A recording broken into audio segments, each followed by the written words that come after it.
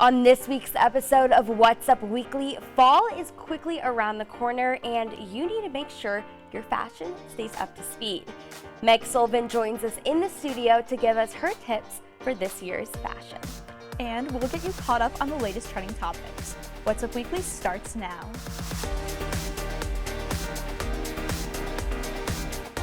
Hello and welcome to this week's episode of What's Up Weekly. I'm Anna Black. And I'm Cali Lichter. Harvest Hootenanny took place last Saturday at Switchyard Brewing Company on 9th Street. This is Switchyard's third year hosting the event, which brings members of the community together for a festive block party. The event features a variety of activities for all ages. Activities include pumpkin painting, live music, food and drinks from various local vendors, and an open bar for those 21 and older. The event captures a lively environment suitable for those looking to have a relaxing night out. People come and want to celebrate Switchyard. This is just an opportunity to get together as a community and have a great time, and Switchyard just gives us that place to do that. So this is an amazing event. Part of the proceeds from the event go towards Big Brothers and Sisters of South Central Indiana and the Constellation Stage and Screen. Indiana University has once again been named in a list of the prettiest college campuses in the U.S. Architecture and Design gave IU 19th place for the prettiest campus. They attributed IU's beauty to the state's limestone used in all the buildings except for 2 on campus. Architecture and Design factored in architectural legacy and setting into each school's ranking. They also looked at aesthetic vision and a unified look. Other universities on the list include Notre Dame, Belmont University, Baylor University, and Northwestern. This week is homecoming week for IU. We sent out a poll to help guide you through this upcoming weekend. Wondering what to do this weekend? Well, we asked some people and the top answers are watching the football game, tailgating, and of course, the homecoming parade. But if you're not going to the game, don't get your hopes up. 86% of respondents said they do not think IU is going to beat Michigan. We're going to be talking about fall fashion in a little bit, but what about tailgating fashion? We've heard candy striped overalls are a must, along with an IU cheer skirt and of course some IU apparel. And if you don't have any family coming in for homecoming, don't stress. 67% of students who answered the poll will not have family coming in this weekend. Plus, only 45% have family members who are actually alum here. You know, candy stripe overalls are like the peak of tailgating fashion for me. I feel like I wear mine every single home game weekend. Oh, absolutely. And I have like a 2-piece silk pajama set that's candy striped, and it's perfect because it's like if it's warmer out, I can just wear shorts and put the top on. If it's colder, I can wear the pants and a top or put them both together. You can't go wrong. I'm really sad because I'm not going to be here this weekend, so I will not be breaking out the candy stripe overalls, but I know we're just going to lose anyways, so I don't think I'm going to be missing much. No, but you know, it's homecoming weekend, so still always a good time. There is still plenty of What's Up Weekly to come. Just ahead, we are joined in studio by Meg Sullivan, a fashion design student, sharing this fall's fashion trends. Stay with us.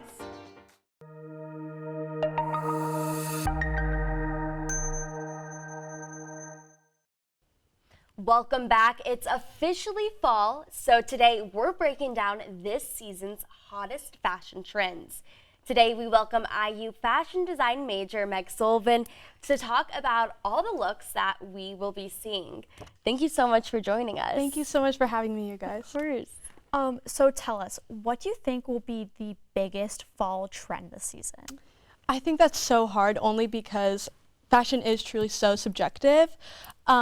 But I think something so awesome recently is that Vogue says we're going to punk prep. So I think last fall we saw a lot of pleated skirts. I think the blazers are going to kind of bleed into this fall as well, but we're going to see way more like leather jackets, away from the pleated skirts, mini skirts, the tights, kind of taking that COVID where we all wore sweat sets, and I'm seeing a lot of more sophisticated looks, and I think that's a lot of ode to Hailey Bieber, Bella Hadid, who are kind of doing the off duty model look, which I think we'll be continuing to eat up as a society because we love them. But yeah, scarves, layering, just bundling up for fall. And can you kind of give us a rundown of like specifics of these fits that we'll be seeing, kind of like 4 or 5 of what to kind of look out for this season? Sure. So I think something forever that will be classic is denim. So right now we're seeing a lot of low rise come back, that 90s off model look, which is what I talked about earlier. But yeah, the leather jackets, I think bomber jackets specifically, kind of away from the biker look, more of a bomber oversized. Oversized especially, I think, is big with the blazers, with the leather jackets. And then, you know, I think prior to all this, we were seeing a lot of flannels. I think like I said, we're leaning away from color a lot and doing a lot of neutrals, blacks, whites, tans, and like I said, kind of that punk prep. So like adding an edge to the Gossip Girls that we always knew, the Blair and Serena. So yeah. So you talked a little bit about, like, you know, the Hailey Biebers, the off-duty model, the COVID, but what else do you think influenced all these trends? That is such a good question. And, you know, honestly, the first word to come into my mind was TikTok. I think I find myself going on TikTok and seeing a lot of people who are saying, like, this is my outfit. But, you know, the awesome thing is, like I said, fashion is so subjective that, you know, one day I will want to be this whole sophisticated blazer look, but truly, don't take my word for it. One day I'll also want to be wearing the sweatsets again. So I think what's so great is that TikTok does give such a variety of different aesthetics and vibes that there is no right trend, in my opinion.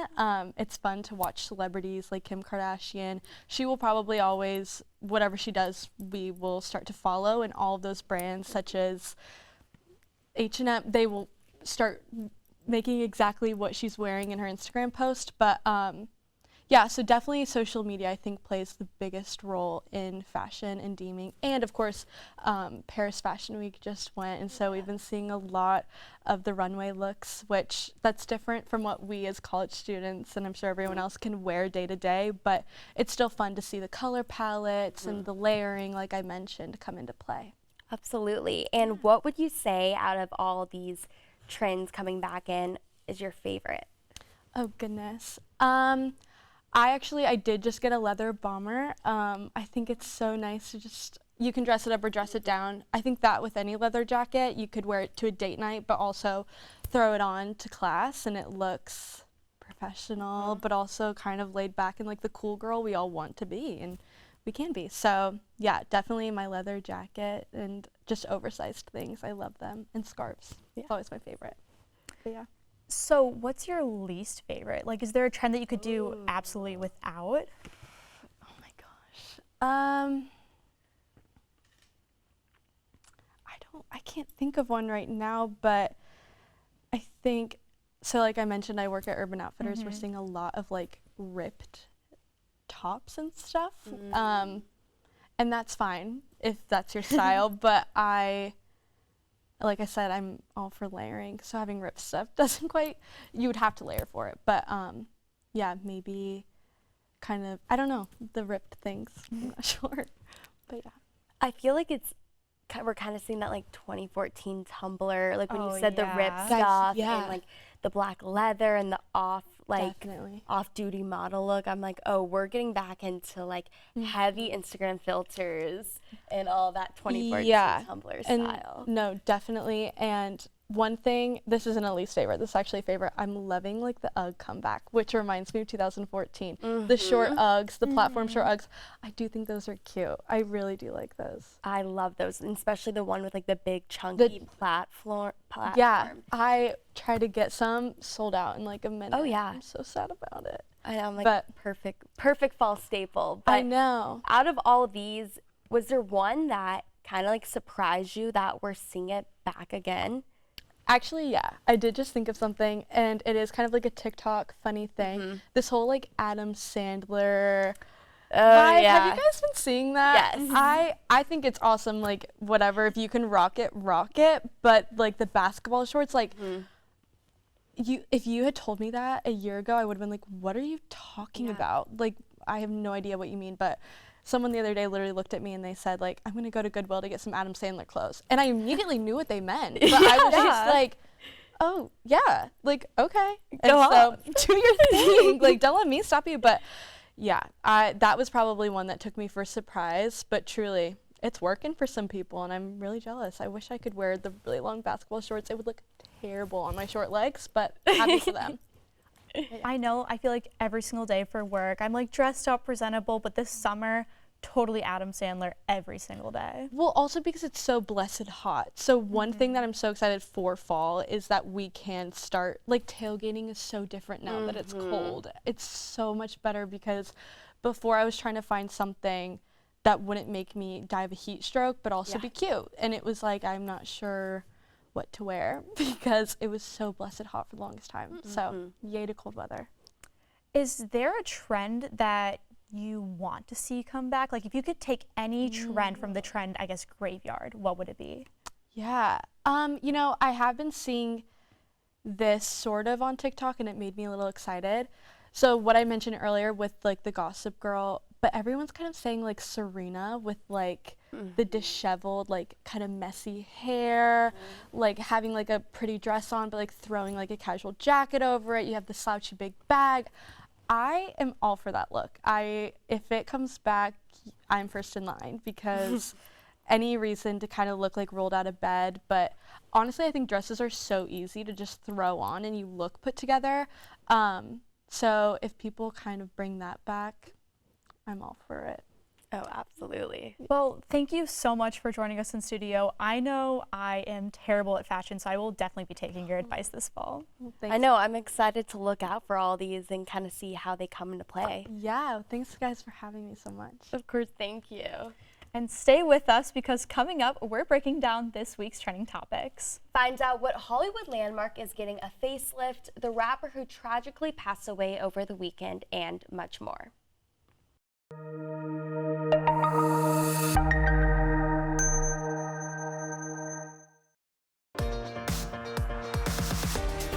Welcome back. Last week, an iconic rapper passed away at the age of 59. Coolio, best known for his hit Gangsta's Paradise, died in Los Angeles last Wednesday. LAPD says emergency responders were called to his location around 4 p.m. due to a medical emergency. LA Fire Department Captain Eric Scott told CNN they found him unconscious and tried resuscitating him for around 45 minutes. He didn't respond and was pronounced dead shortly after. According to the county coroner, his autopsy wasn't able to determine how he died, but the investigation will continue. Coolio was just set to headline his first Vegas residency later this month. The Daily Show host Trevor Noah is leaving the show after 7 years.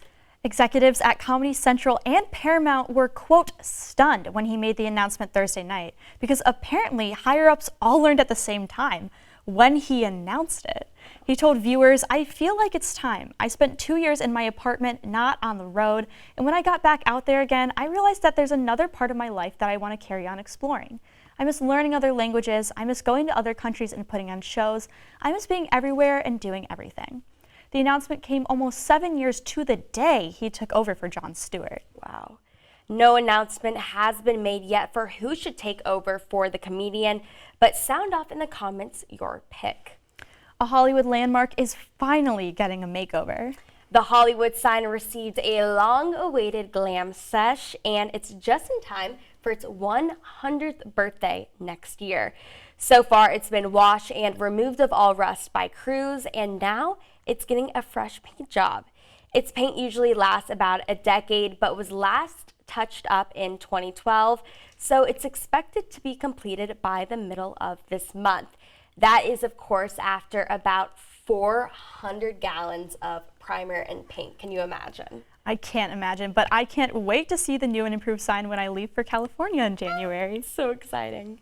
Actress Emily Ratajkowski is joining the criticism about Netflix's new Marilyn Monroe movie, Blonde. Although she hasn't seen the movie yet, Emrata is calling out Netflix over the objectification and hurt of women. She said in a TikTok video over the weekend that the obsession over Marilyn Monroe is comparable to the publicity around Amy Winehouse, Britney Spears, Princess Diana, and CSI episodes. She said she is done exploiting her pain and hurt. Quote, "I'm just going to get angry," end quote. Ana de Armas, who played Marilyn Monroe in the movie, has not made a response to the criticism. Last month, Planned Parenthood called out a scene in the movie over medically inaccurate descriptions about fetuses and pregnancy. And in breaking trending topic news, Elon Musk is set to buy Twitter again.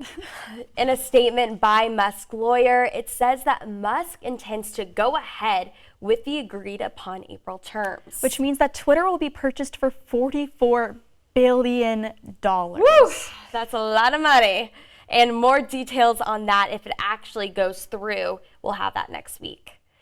And that is what's up this week. Be sure to turn in next week for a packed episode covering National Hispanic Heritage Month. In the meantime, be sure to follow us on Instagram and Twitter at IUSTV News. For What's Up Weekly, I'm Anna Black. And I'm Cali Lichter. Thank you for watching, and we'll see you back here next week.